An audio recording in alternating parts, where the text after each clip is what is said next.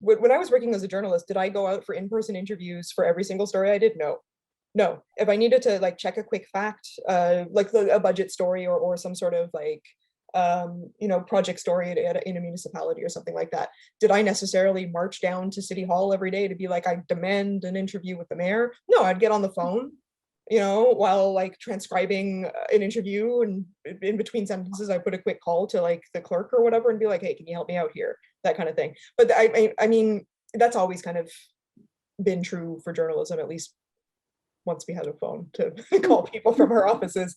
But there are definite stories that I think you can't do without in-person reporting, especially the ones that are more emotional, that require a little bit more care. Like it kind of depends on the story and the sources that you're working with too.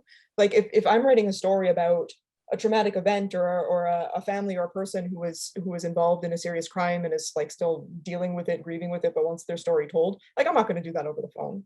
I'm not going to do that over Zoom. Like you'd want to be there in person, one, to show that you are a person and a human and that you care and that kind of stuff.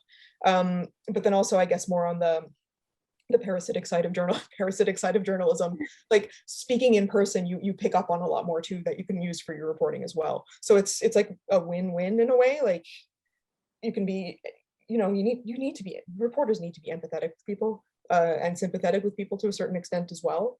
But that in-person stuff is super important too for those details. And not just for emotions and not just for those like human elements to a story too, but like, let's say you're doing a data journalism story on car accidents at a certain section, right? Like you can do the story fine by just looking at the data, maybe looking at Google Maps, calling up a representative. What are you going to do about the car accidents or the car collisions or whatever at this corner? And that's fine. But you should go. You should go to that corner to see what it really looks like, right? Because like if there's one thing to kind of look at the data, maybe look at like the map, all that kind of stuff.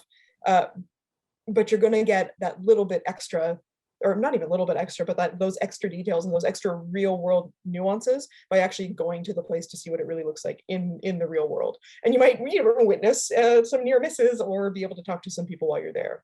So in person, like there's a lot of tools that have made it easier for journalists to do their job kind of on the fly and mobile reporting and all that kind of stuff. But I don't think journalism will ever be able to discount in-person stuff at all. One, important for what you're doing because you can actually verify who this person is in front of you to a certain extent. But two, because like the basis of journalism, yes, it's information, but it's storytelling, and you can tell better stories when you spend time with people in a one-on-one kind of way or in like a real setting.